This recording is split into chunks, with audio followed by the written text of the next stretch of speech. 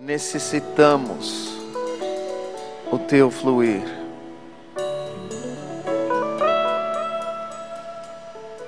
Se o Senhor não mover em nós, a obra de Jesus não será feita.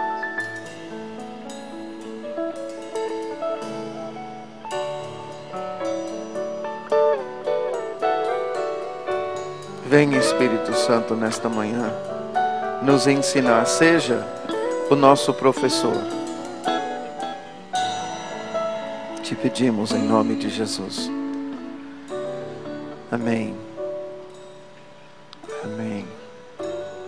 Bom dia. Dormiram bem?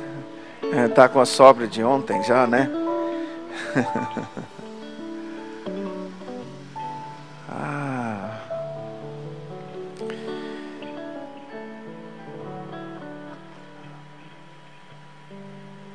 Hoje, nós queremos compartilhar um pouco sobre os dons do Espírito Santo.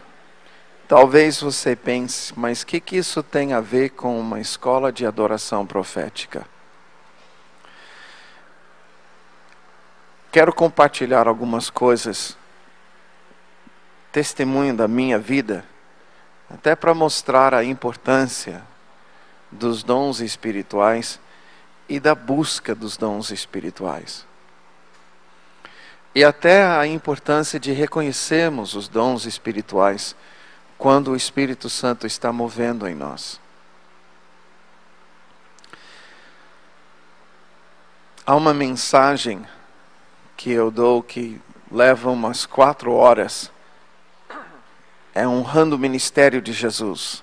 E se você quiser, você pode acessar o nosso site e adquirir a fita. Eu vou fazer um esbocinho aqui, bem rapidinho, para você ter o conceito na sua mente. Ontem, você lembra que eu li Isaías 61, né? Abrem Isaías 61 comigo.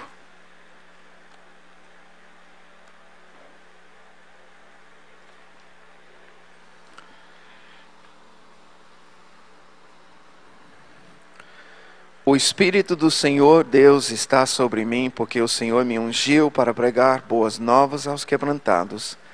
Enviou-me a curar os quebrantados de coração, a proclamar libertação aos cativos e a pôr em liberdade os algemados, a apregoar o ano aceitável do Senhor e o dia da vingança do nosso Deus, a consolar todos os que choram e a pôr sobre os que em Sião estão de luto uma coroa em vez de cinzas, óleo de alegria em vez de pranto, veste de louvor em vez de espírito angustiado, a fim de que se chamem carvalhos de justiça, plantados pelo Senhor para a sua glória.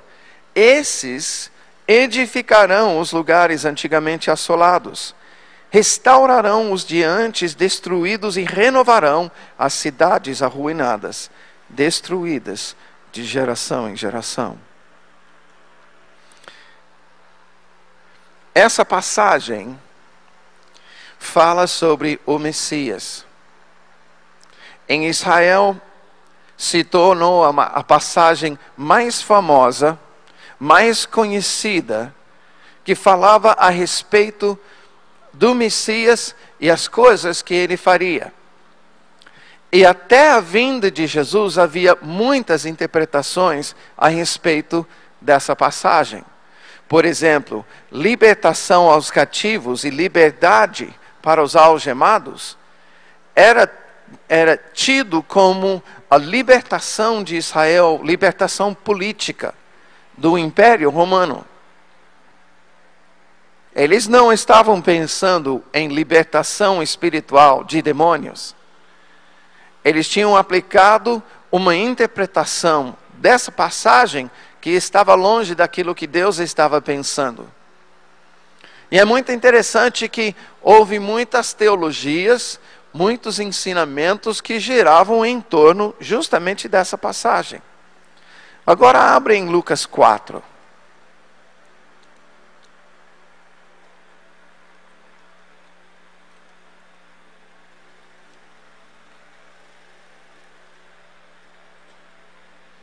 Versículo 16. Aliás, 14. Então, Jesus, no poder do Espírito, regressou para Galileia, e a sua fama correu por toda a circunvizinhança. Por que a fama dele percorreu? Você pode ler em vários, nos outros, talvez você tenha referências paralelas na sua Bíblia. Eu tenho aqui Mateus 4 e Marcos 1. Há outros textos que falam do que aconteceu logo que Jesus saiu do seu batismo e saiu do deserto no poder do Espírito Santo. Ele saiu imediatamente com um poder. Eu digo, parece que se ele estava com todo esse poder antes de ir para o deserto e antes do seu batismo nas águas, então esse poder estava velado, estava encoberto. E quando ele sai do deserto, parece que o véu é tirado. Eu digo isso porque uma das coisas que acontecia uma vez que Jesus saiu do deserto é que demônios sentiam a sua presença de longe e gritavam. Eu estou falando 50 metros dele. Ah! Jesus, Filho do Deus Altíssimo! O que você veio fazer aqui comigo? Eles estavam com medo, porque eles sabiam quem era Jesus e o poder que estava nele. Ele sabia que ele tinha vencido Satanás no deserto, o seu líder. E tem até um ensinamento que mostra que ele tinha derrotado todo o reino demoníaco. Todos foram tete a tete com Jesus e perderam no deserto. Então, uma vez que Jesus sai, você está encontrando o cara que te derrotou e te deixou mancando voltando para casa. Jesus sai no poder do Espírito, todos os demônios que estão em pessoas perto dele começam a manifestar, que era novidade. Israel não estava esperando a manifestação demoníaca nas pessoas. Você está me entendendo? Igual a igreja hoje em dia. Israel não estava esperando. O povo de Deus. Menina dos seus olhos. Como que em Israel vai manifestar demônios no povo? Diz que ele curava todas as enfermidades. O que significa todas? Todas. Não havia enfermidade que ele não pudesse curar. E essa passagem diz, esse versículo diz, a sua fama percorreu. Já em Israel, nessas alturas, estava correndo um bochicho. Vocês souberam a respeito de Jesus? Aquele menino. De Nazaré, imagina. Quando ele vem, o pessoal cai estribuchando e ele expulsa os demônios. O louco fica são. O doente, até o leproso, ele põe a mão no leproso e é curado. Cara, e o outro dia vieram os fariseus para falar com ele. E eles foram fazendo umas perguntas. Sabe os fariseus? Os doutores da lei tentaram pegar Jesus. Mas ele dava respostas que ninguém pensava. Você precisava ver. Ele deixou os caras loucos. Impressionante. A sua fama percorreu.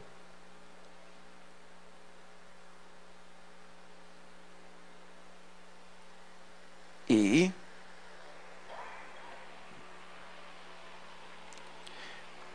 ele ensinava na sinagoga, sendo glorificado por todos. Indo para Nazaré, onde fora criado, entrou num sábado na sinagoga, segundo seu costume, e levantou-se para ler. Então lhe deram o livro do profeta Isaías, e abrindo o livro, achou o lugar onde estava escrito. Você precisa entender o costume. Jesus foi, e ele foi escolhido entre as pessoas ali para fazer a leitura. A leitura era algo já pré-estabelecido. Jesus não podia pegar uma passagem que ele queria ler. A leitura desse dia era Isaías 61. E ele então leu: o Espírito do Senhor está sobre mim, pelo que me ungiu para evangelizar os pobres, enviou-me para proclamar libertação aos cativos e restauração da vista aos cegos, para pôr em liberdade os oprimidos e apregoar o ano aceitável do Senhor. Tendo fechado o livro, devolveu ao assistente e sentou-se. Todos na sinagoga tinham os olhos fitos nele.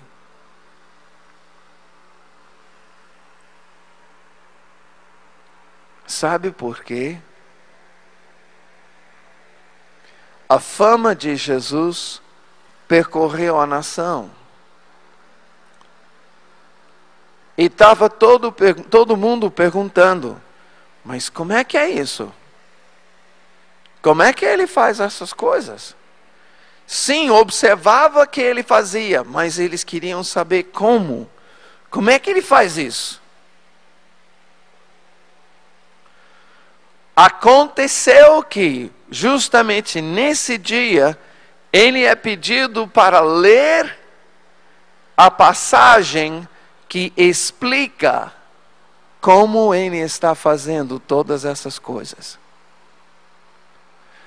E quando essa passagem foi lida, todo mundo na sinagoga entendeu.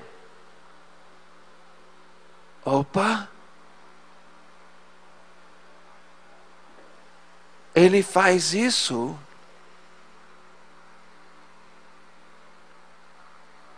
porque essa passagem está se cumprindo.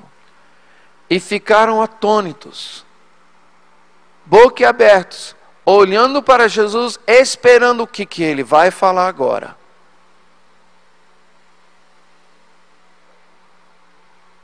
E Jesus olhou,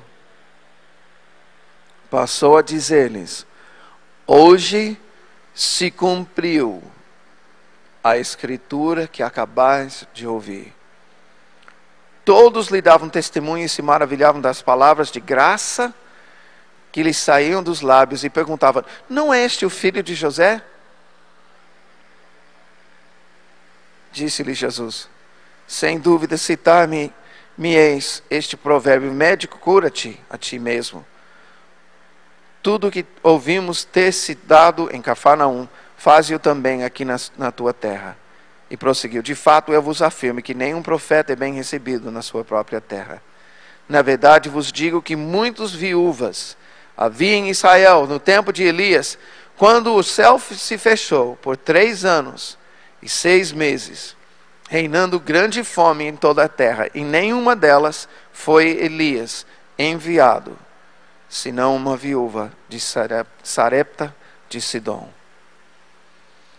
Queridos, o que estava acontecendo?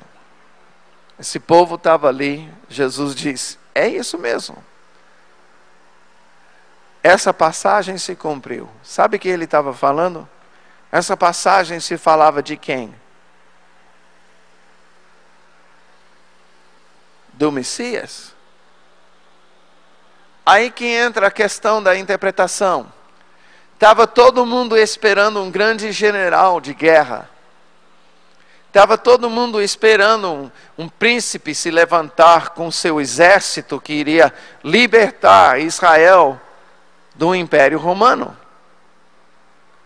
E esse homem que vem fazendo o que ninguém estava fazendo, curando, expulsando demônios, apregoando o ano aceitável do Senhor, fazendo milagres, fazendo curas, sinais que ninguém estava fazendo, agora ele vira e ele fala: essa passagem que vocês entendiam até hoje, dessa forma, não, eu sou ele. Eu quero que você entenda que todas as interpretações a respeito dessa passagem, até esse momento, eram válidas. A partir desse momento, a interpretação de Jesus, somente a interpretação de Jesus, é válida.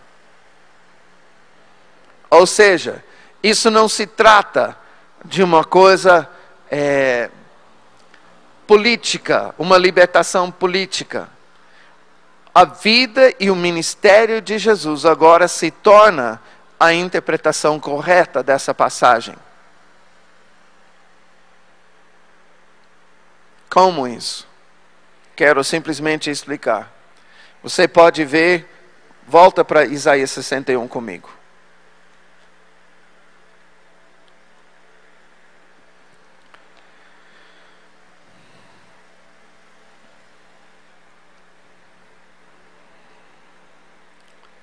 O Espírito do Senhor Deus está sobre mim, porque o Senhor me ungiu.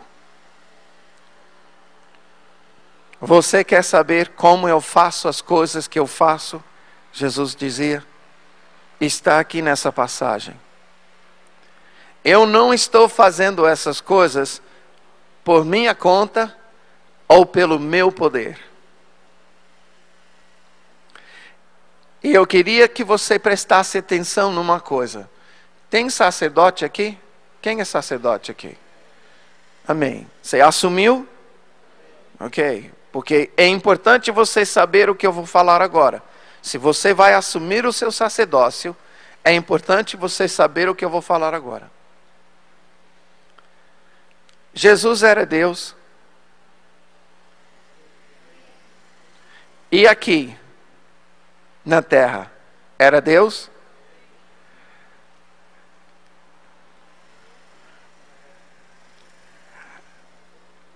Era homem?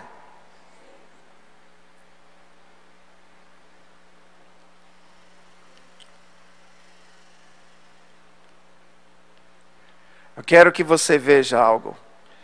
Em Filipenses 2. Nós vamos pular um pouquinho na palavra, mas é importante. Filipenses 2. Versículo 5. Tende em vós o mesmo sentimento que houve também em Cristo Jesus. Pois ele, subsistindo em forma de Deus, não julgou como usurpação o ser igual a Deus. Ou seja, ele era igualzinho a Deus. Ele era Deus. Subsistia, existia em forma divina. Antes, a si mesmo se esvaziou do quê? Daquilo que tornava ele igual a Deus. E assumindo a forma de servo, tornando-se em semelhança de homens, e reconhecido em figura humana, a si mesmo se humilhou, tornando-se obediente até a morte, em morte de cruz. Pelo que também Deus o exaltou, sobremaneira lhe deu o nome que está acima de todo nome, para que ao nome de Jesus se dobre todo o joelho nos céus, na terra e debaixo da terra, e toda língua confesse que Jesus Cristo é Senhor, para a glória de Deus, Pai. Antes que você pense que eu estou dizendo que Jesus não era Deus, eu estou afirmando que ele era Deus. Mas há um mistério aqui que a gente precisa reconhecer.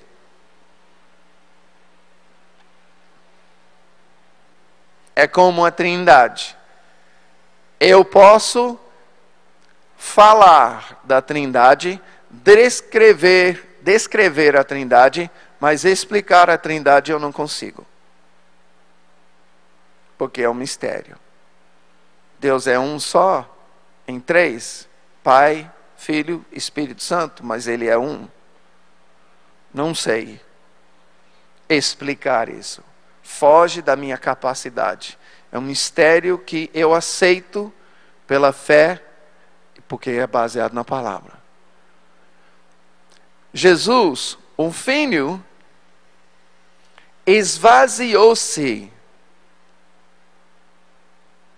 daquilo que fazia ele igual a Deus. Eu vou citar especificamente 3 coisas. Quando Jesus se esvaziou e tomou a forma humana, submetendo-se à vontade de Deus, ele deixou de ser onipotente, onipresente, onisciente. Os 3 atributos divinos, que são, vamos dizer, são os mais destacados atributos de Deus, que são exclusivamente divinos. É o que faz Deus Deus. Eu não sei todas as coisas e nunca vou saber. E de todo conhecimento que possa se ter no universo, o conhecimento que eu tenho é 1%.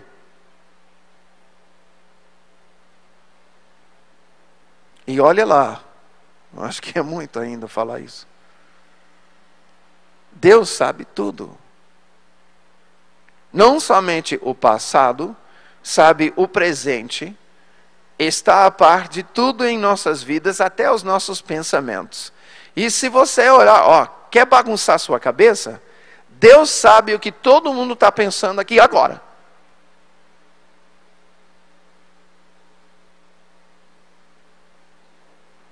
Misericórdia. Não quero ser Deus, não.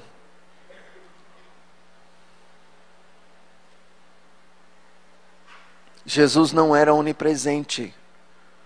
Atributo divino, a onipresença de Deus. Ele está em todos os lugares. Ele está aqui, Ele está na China, Ele está no Japão, Ele está na África. Agora, nesse exato momento.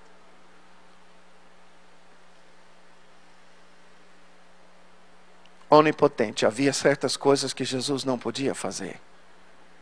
Um atributo exclusivamente divino. Jesus era Deus. Mas em submissão à vontade de Deus, Ele se esvaziou de atributos divinos que faziam Ele igual a Deus. Isso Ele fez por amor a nós. Quando Jesus afirma, veja bem, quando Jesus afirma, o Espírito do Senhor está sobre mim, Ele está dando a explicação. Gente, eu não sou divino. Não estou agindo com poderes divinos. O Espírito do Senhor está sobre mim e Ele me ungiu. A unção na Bíblia significa a capacitação sobrenatural de Deus para fazer a vontade de Deus na vida daquela pessoa.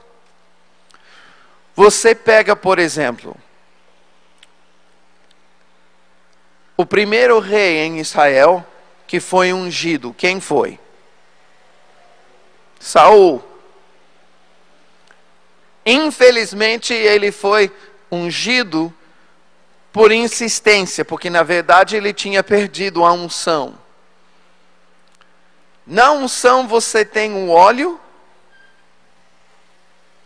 e você tem o que o óleo representa, que é o poder sobrenatural. Podemos ver que na vida de Saul, quando ele foi para ser ungido rei, ele usurpou o sacerdócio, fez o sacrifício por sua conta.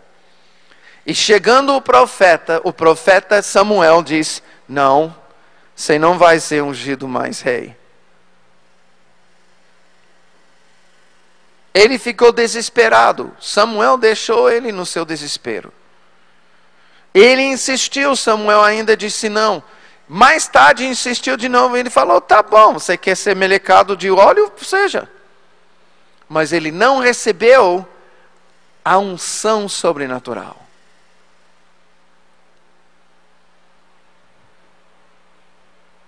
Por que eu estou falando isso? Quantas escolas tinha em Israel de diplomacia para aprender a governar uma nação? Você gostaria de ser o prefeito de Sapiranga? Ou da sua cidade? Porto Alegre? Quem topa aqui ser prefeito de São Paulo? Você gostaria de ser governador do Rio Grande? Que tal o presidente da nação? Quem gostaria de ter esse trabalho? Um ousado e louco. Amém. Se for a vontade de Deus, que assim seja. Sabe por que eu digo isso? Quando a gente para pensar numa coisa dessa, aí cai a ficha. Que treinamento tinha Saul para ser o rei da nação? Então ele dependia do quê? Da unção. A capacitação sobrenatural para reger a nação. Só que na hora que ele pecou e usurpou o sacerdócio, ele perdeu esta unção. Deus disse, não vou te dar. Ele insistiu, não, mas eu quero. Aí o profeta, tá bom, você quer? Vou te melecar de óleo. Mas a unção, a capacitação sobrenatural que esse óleo deve representar, não vem, porque Deus disse que você não vai receber. Saul ficou melecado de óleo, mas não recebeu a capacitação. Sabe o que Jesus estava dizendo? O Espírito do Senhor está sobre mim, pelo que me ungiu. Há uma capacitação sobrenatural na minha vida. Sabe por que é tão importante isso? Que a gente entenda tudo isso. Jesus está para fazer milagres, sinais, muito mais. E nós vamos ver já que ele está para dar uma ordem aos seus discípulos para fazer as mesmas coisas que ele fazia. As mesmas coisas. Se na tua cabeça, na minha cabeça, Jesus fazia essas coisas, os milagres, as curas, levantava os mortos, purificava os leprosos. Se ele fazia isso, porque ele era divino, ele fazia isso pelos seus atributos divinos, você é divino? É divina? Não? Alguém aqui é? Você tem esses atributos? Não. Se Jesus fazia essas coisas pelos seus atributos divinos, nunca poderemos fazer, porque nós não somos divinos. Mas, se Jesus tomou a forma humana, igual a nós, e pela capacitação do Espírito Santo, fazia essas obras, ele se torna o nosso exemplo e a prova de que o Espírito Santo pode habitar num ser humano e capacitar esse ser humano para fazer estas obras. Entendeu? E Jesus estava afirmando isso. O Espírito do Senhor está sobre mim.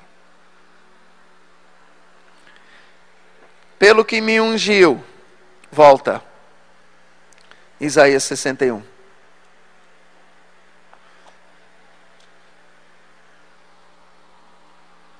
Deixa eu só perguntar. E dar o meu testemunho. Até 92, eu pensava que Jesus fazia essas coisas pelos seus atributos divinos. Por isso, eu não orava por cura impondo as minhas mãos, esperando que Deus curasse através de mim. Eu orava esperando que Deus, no momento de misericórdia, fizesse alguma coisa.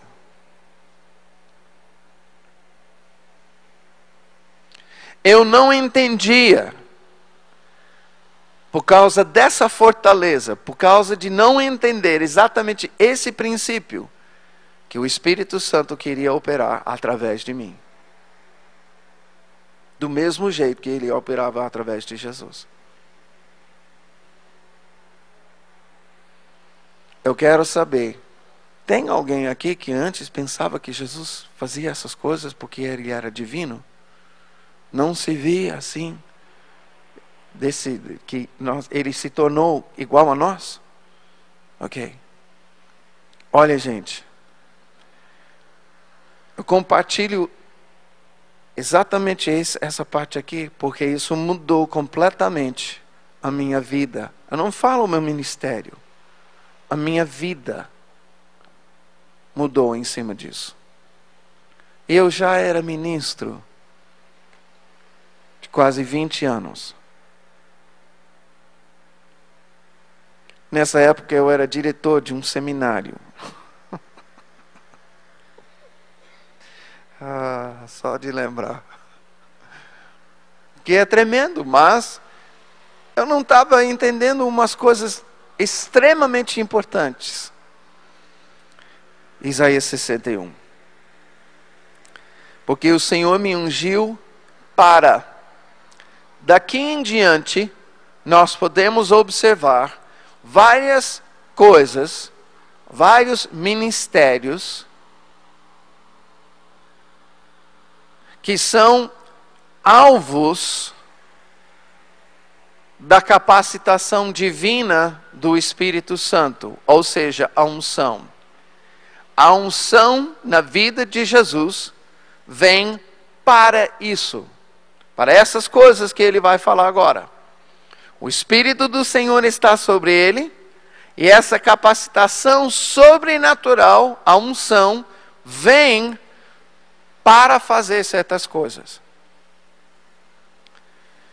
Para edificar grandes prédios e templos, para edificar escolas para os cegos, para edificar asilos para os velhos, para edificar escolas teológicas, para edificar. Eu estou sendo irônico. A unção não vem para essas coisas.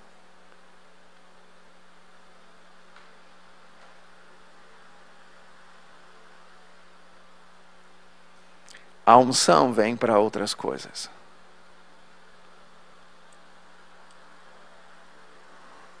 A unção vem, a capacitação sobrenatural vem para pregar boas novas aos quebrantados.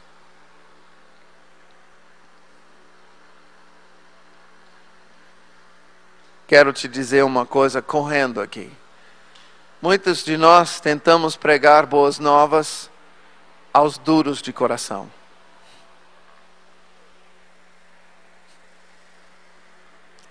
Você já sentou com alguém e você tentou convencer essa pessoa que era pecadora? Tentou? Deixa eu te ajudar com uma coisa. Desista. Desista. Não é teu trabalho, não é meu trabalho, não é tua função, minha função, convencer alguém do pecado. Jesus disse: quando Ele vier, Ele convencerá o mundo do pecado, da justiça e do juízo. Quem ele estava se referindo a quem? Espírito Santo. Já não é mais meu trabalho. Ha! Meu trabalho, o cara está duro de coração, o meu trabalho é um só. Senhor, quebranta esse coração. Terminei. Acabou. Não cabe a mim quebrantar o coração. Cabe a mim pregar boas novas ao coração quebrantado. Isso sim.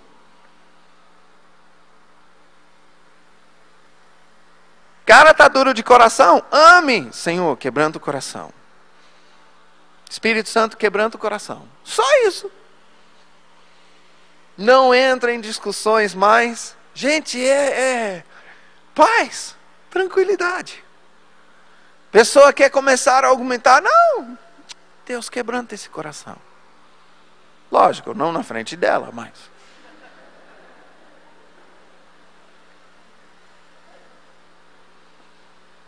Não vou discutir com você.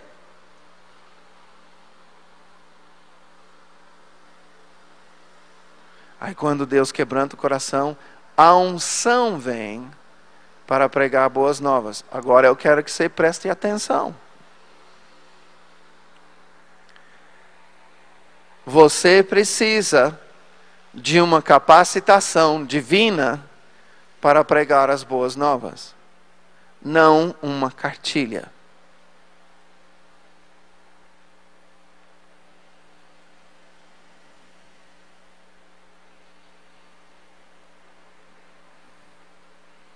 Tem que ouvir o Espírito Santo. Jesus pregou boas novas para a mulher samaritana, falando sobre água.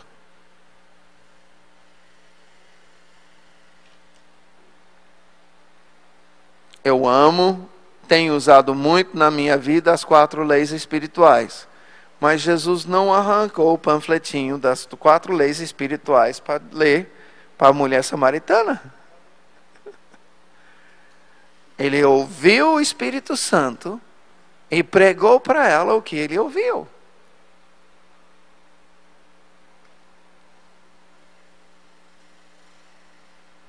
Não estou minimizando o valor das 4 leis espirituais. É uma ferramenta tremenda.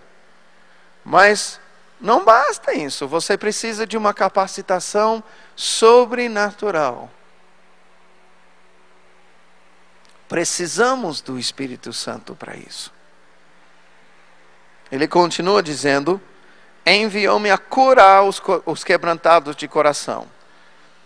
Isso fala do ministério de cura interior.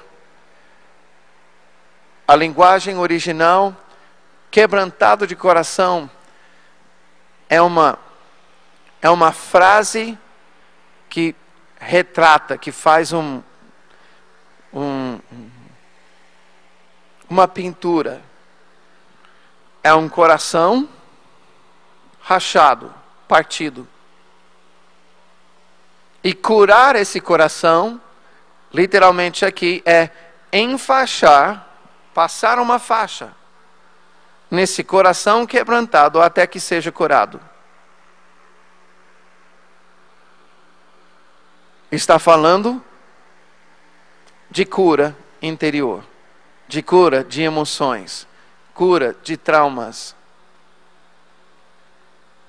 Nós precisamos reconhecer, primeiro, que há cura para essas coisas. Agora eu estou chovendo no molhado aqui com vocês, que vocês já creem nisso.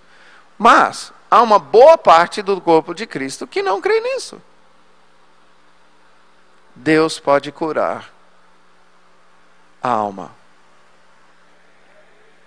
E precisa de uma capacitação divina para fazê-lo. a proclamar libertação aos cativos e pôr em liberdade os algemados. Isso é libertação. O ministério de libertação. Apregoar o ano aceitável do Senhor e o dia da vingança do nosso Deus.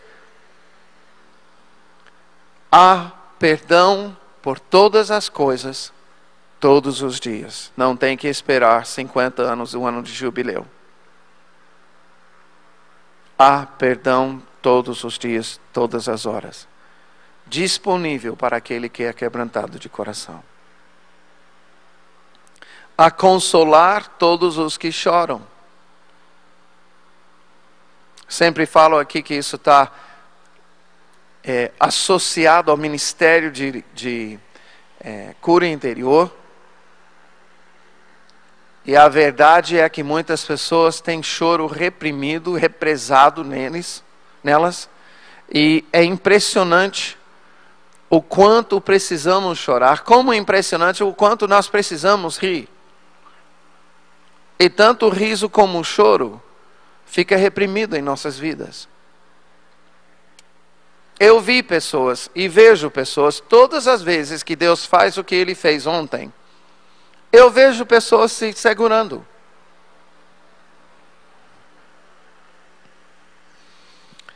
Fazendo uma careta como se essa pessoa fosse se envergonhar, rindo. Como se fosse uma humilhação rir na frente de outras pessoas. É verdade.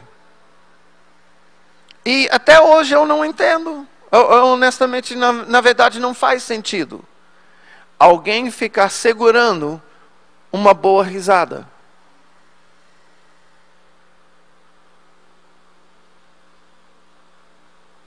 Pensa numa bebida que você gosta, não necessariamente alcoólica, mas algo que você gosta de tomar.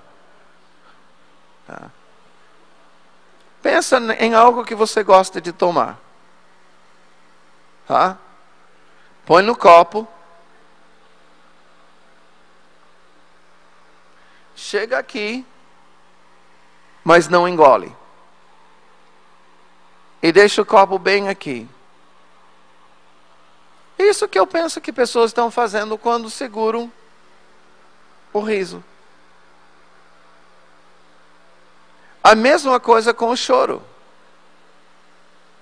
A palavra diz aqui, Deus consola todos os que choram. Mencionei uma menina ontem que nós ministramos em São Paulo. A menina, quando eu comecei a chorar com ela começou a chorar, ela é pequenininha. Começou a chorar copiosamente.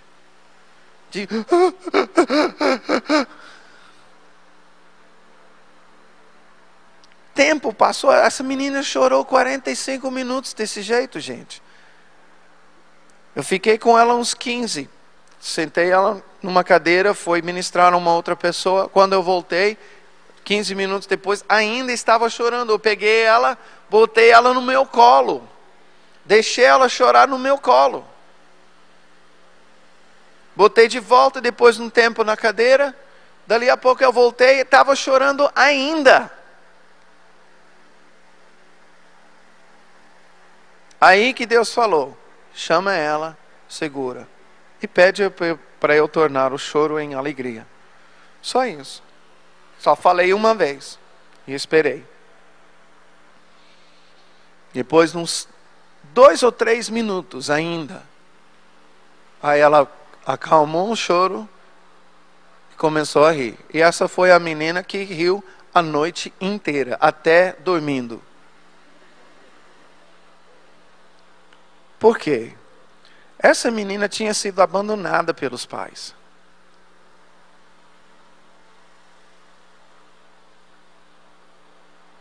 Ela tinha motivo de chorar?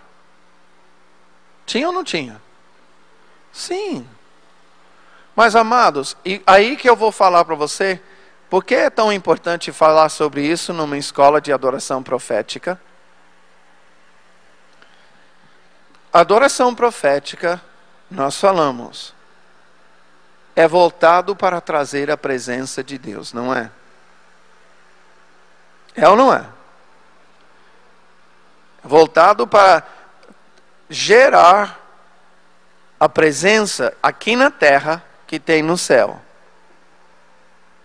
Quando ele vem, tem pessoas que vão chorar. Você não pode chegar e falar, oh, não, para. Eu que digo mais, hoje, quando Deus começa a fazer tipo o que ele fez ontem, eu não interfiro de jeito nenhum. Ah, mas eu tinha outra coisa para ensinar, eu queria fazer outra coisa.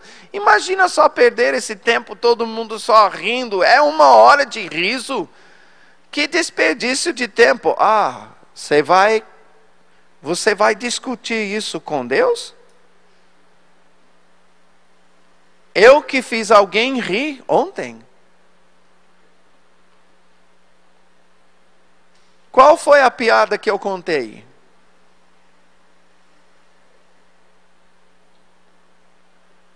Quando a presença de Deus se manifesta, há pessoas que vão ser tocadas.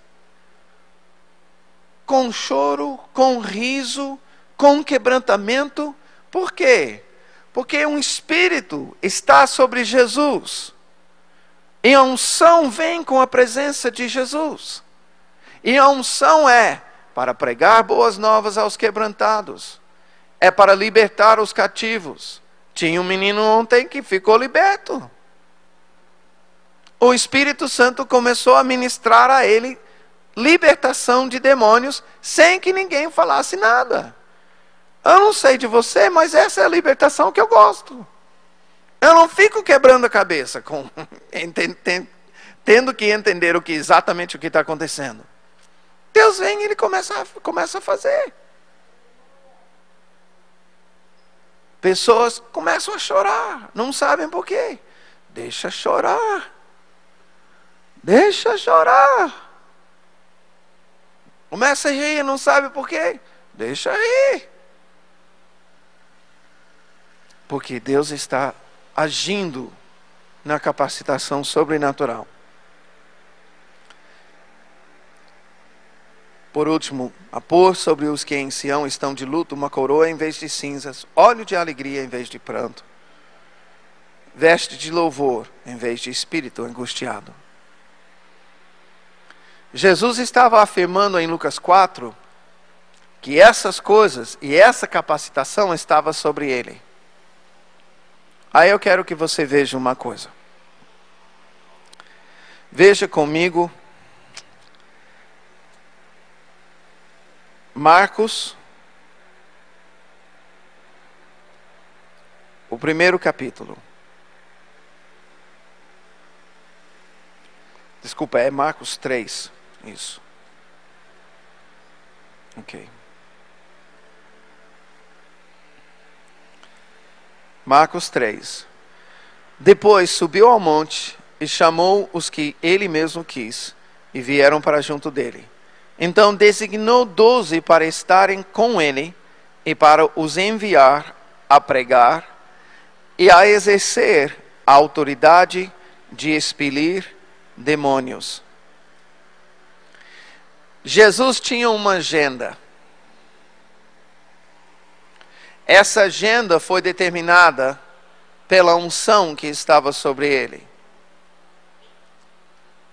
A agenda de Jesus era pregar, arrependei-vos, pois é chegado o reino de Deus. Curar os enfermos, expulsar os demônios. Era a sua agenda.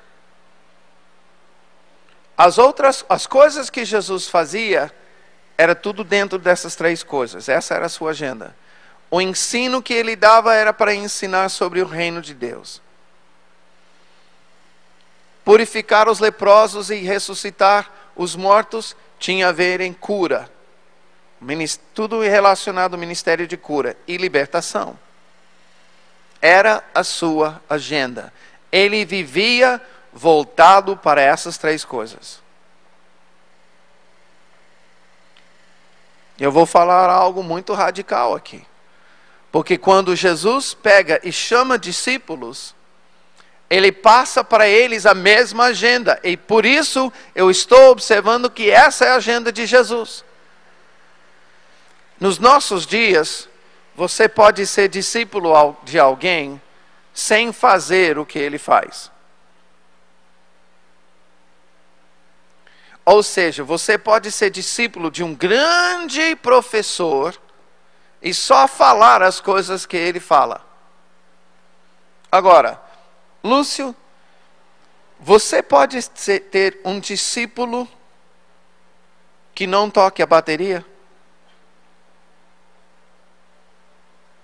Não seria o seu discípulo, né? Tem que tocar a bateria.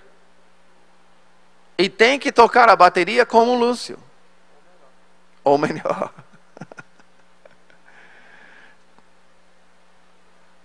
Dá para ter um discípulo teu que não toque guitarra?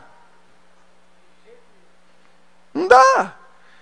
Existe, além de ser como uma pessoa aí esses dois vão passar para você, se você for aprender com eles, for aluno deles, ou discípulo deles, eles vão falar sobre a sua fé. Eles vão falar sobre a vida em Jesus. Mas para ser discípulo deles, você vai ter que tocar bateria ou tocar guitarra.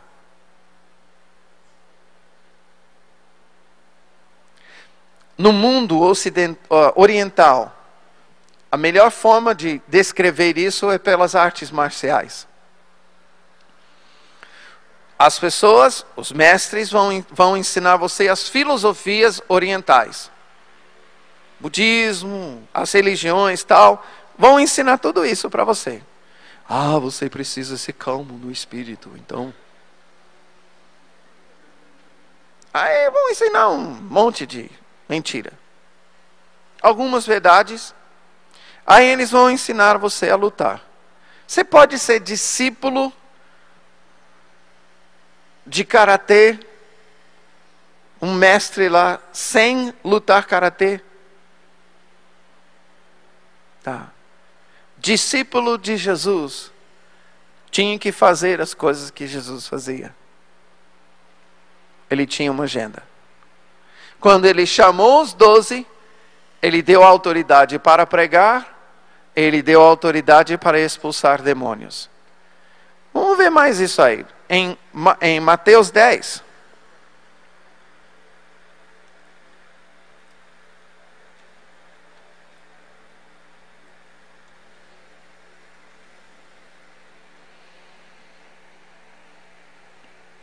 Versículo 5.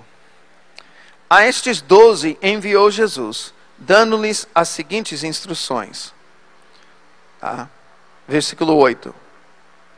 Curai enfermos, ressuscitai mortos, purificai leprosos, expeli demônios, de graça recebestes, de graça dai. Versículo 7 diz, à medida que seguirdes, pregai, que está próximo o reino dos céus.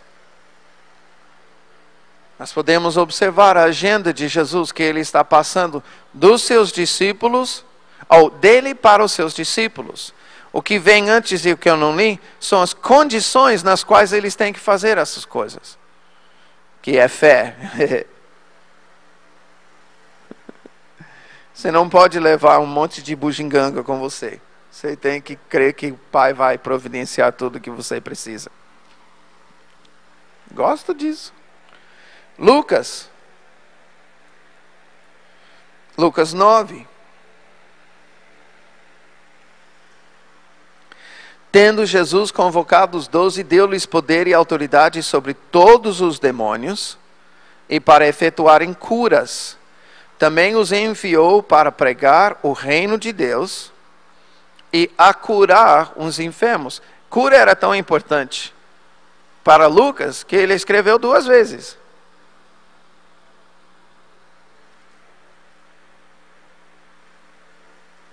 Seis. Então, saindo, percorriam todas as aldeias, anunciando o evangelho e efetuando curas por toda parte. Jesus passou uma agenda para os seus 12 discípulos. Simples. Agenda. Pregai, arrependei-vos, pois é chegado o reino de Deus. Curar os enfermos e expulsar os demônios. Você pode dizer essas 3 coisas comigo? Pregar, arrependei-vos, pois é chegado o reino de Deus.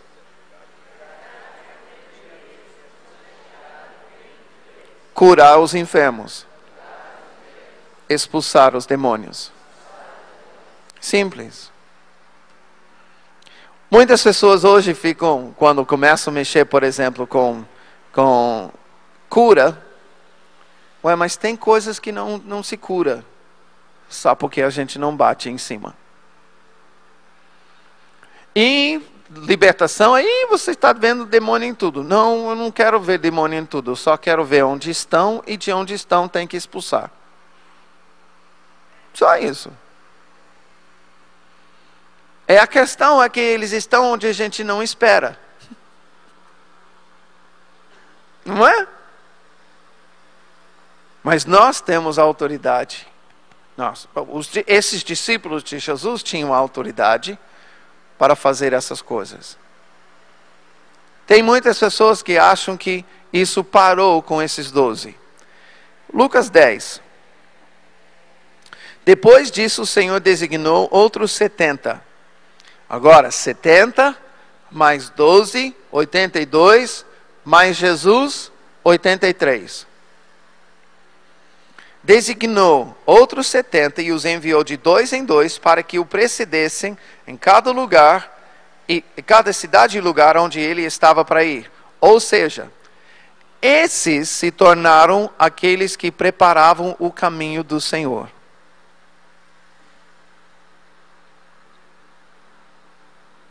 Mas aí é o seminário de geração de João Batista, a companhia de João Batista. Ele fez a seguinte advertência, tá? Aí vai. 9. Curai os enfermos, que nela houver, e anunciai-lhes, a vós outros está próximo o reino de Deus. Ufa! Nada de endemoniamento. Nada de expulsar os demônios. Versículo 17. Então regressaram os 70 possuídos de alegria, dizendo: Senhor, os próprios demônios se nos submetem pelo teu nome. E se torna óbvio que agora, veja bem, Jesus passou essa autoridade e poder para 12. Depois ele chamou outros 70, agora tem 82, que estão saindo pela nação de Israel, pregando o arrependimento, curando os enfermos e expulsando demônios. Esses são reconhecidos como os discípulos de Jesus. Mas não ficou só com os 12, né?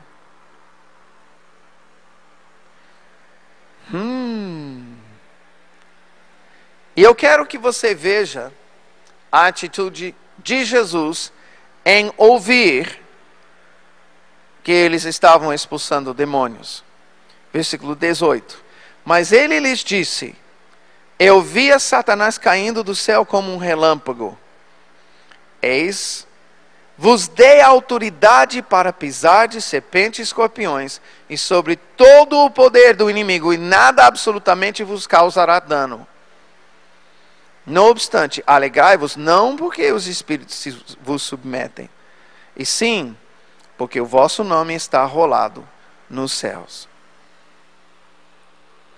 Motivo de alegria não deve ser porque você tem autoridade sobre demônios, e sim porque você é salvo.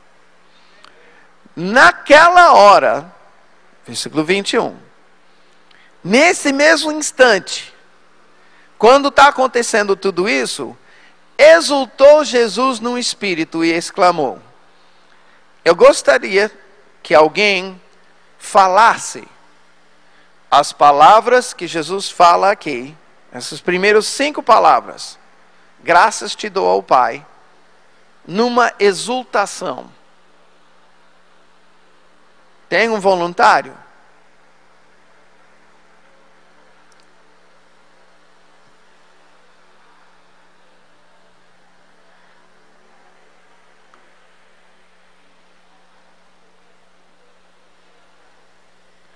Exulta. Na exultação. Leu bem. Agora, a palavra diz que ele exultou. O que é exultar? Graças te dou, Pai! Isso aí.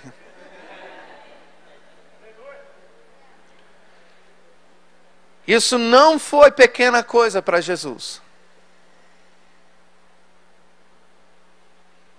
Talvez você tenha assistido um filme de um menino que quando ele acertou os ladrões, ele yes! Esse foi o momento do yes de Jesus. Nessa hora, o que ele mais queria foi de saber que outras pessoas estavam fazendo o que ele estava fazendo. Outras pessoas estavam cumprindo a mesma agenda que ele tinha passado. Eram 82. Yahoo! Gol!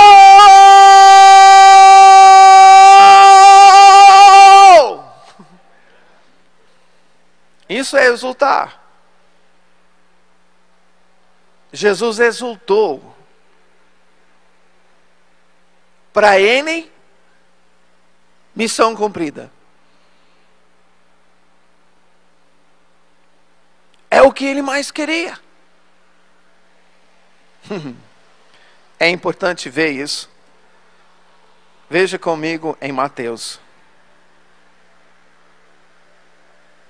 28.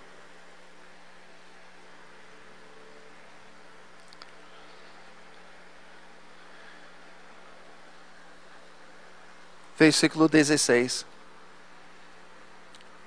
Seguiram os 11 discípulos para Galileia, para o monte que Jesus lhes designara.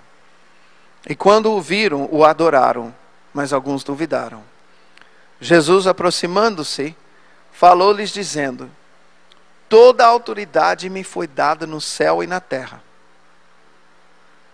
Ide, portanto, fazei discípulos de todas as nações, batizando-os em nome do Pai e do Filho e do Espírito Santo, ensinando-os a guardar todas as coisas que eu vos tenho ordenado. E eis que estou convosco todos os dias até a consumação do século. Quero afirmar algo.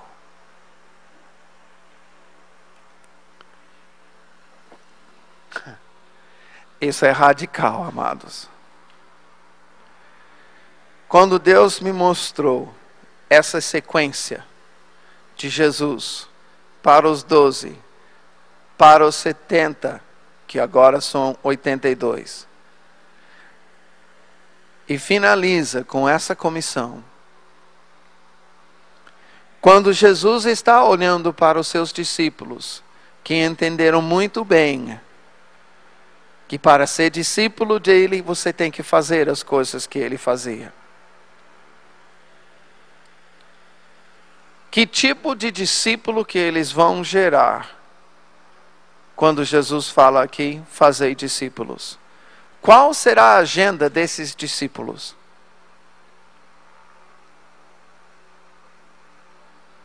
Pregar arrependimento, curar os enfermos e expulsar os demônios. Isso em todas as nações. Batizando em nome do Pai, do Filho e do Espírito Santo, ensinando as coisas que eu te ensinei apenas? Não.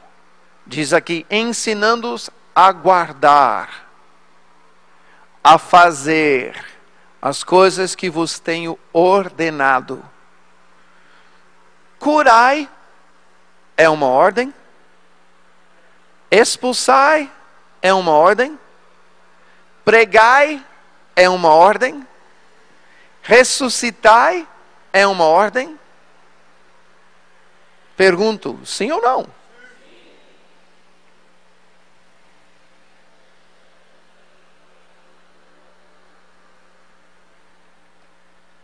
Foi ministro por longos anos.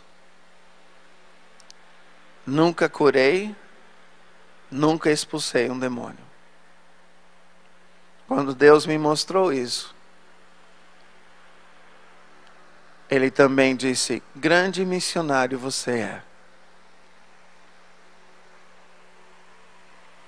Você não está alinhado com minha agenda.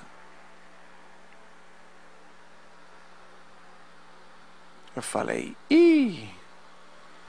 Aí a pergunta foi: como é que você pode ser o meu discípulo se você não faz as coisas que eu faço?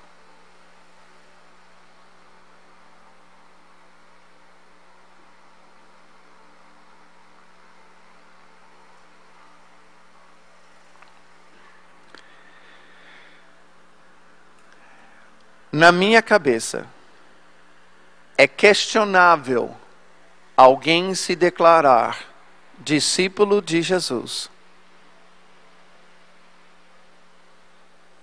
que não cura os enfermos, que não expulsa demônios e que não prega a mensagem de arrependimento e que não prega o reino de Deus. Por quê? Porque Jesus iria questionar.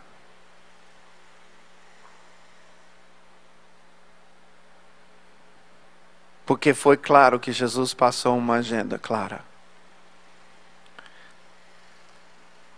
Vou falar algo um pouco mais radical ainda.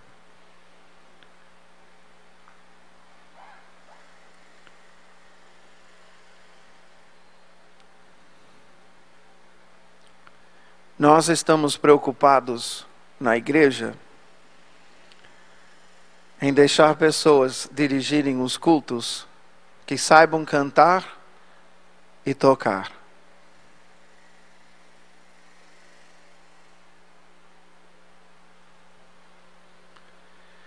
Eu acho que hoje, se eu tivesse à frente uma igreja, eu não deixaria tocar nem cantar pessoas que não estão curando, expulsando e pregando.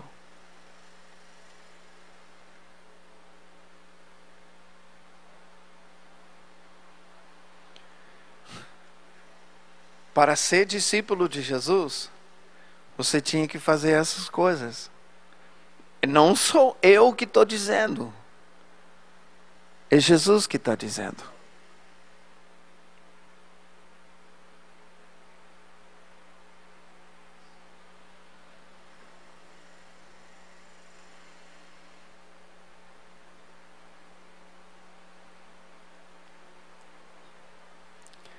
Eu digo isso porque a partir do momento que eu entendi isso, eu comecei a dizer para Deus: então, Senhor, eu preciso me alinhar com a sua agenda. Na minha vida, isso me custou tudo que eu tinha. Porque foi em seguida que eu fui demitido do seminário, demitido da igreja, demitido da missão. Que tudo bem. Não estou fora do reino. Estou fora daquela estrutura. Mas eu não estou fora do reino. Muito pelo contrário.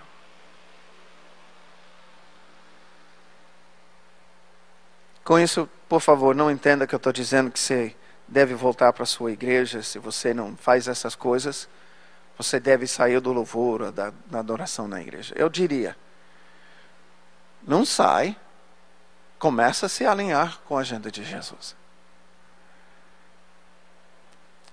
Porque se você tem uma expectativa da presença de Deus se manifestar, e aí depois no intervalo, nós vamos mostrar como isso está ligado diretamente com o culto e a manifestação da presença de Deus. E que adianta ser, por exemplo, que adianta ser um diretor ou um dirigente de adoração, músico, cantor, se você não vai estar alinhado com a agenda de Deus, e Ele se manifesta, vem a sua presença, Ele começa a fazer todo mundo rir, ou chorar, ou vem quebrantamento, Ou numa certa hora ele vem curando. Ah, não, tem a lista dos cânticos, vamos lá. Tem a liturgia, vamos lá. Ah, não, é muita gente babando no chão. Está muito, muito fora do normal. O penteado da madame está para cá, ó, tudo caído. Está sujando o vestidão que ela... Daí.